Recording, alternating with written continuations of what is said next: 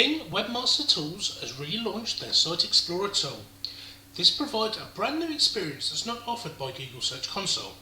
Site Explorer arranges your site into folders and subfolders to reflect your whole site structure. This will allow you to review your site as a whole or at a super granular level. Within each folder you'll find information from recent crawls around your site. This will include clicks, impressions and backlink counts. Site Explorer will allow you to show you the number of successfully indexed URLs, crawl errors, site warnings and excluded URLs.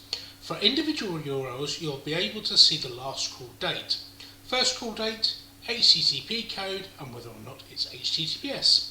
Bing calls this tool a one-stop solution for checking the SEO status and URL health. Don't forget to get these updates straight to your inbox. Subscribe using the link in the description.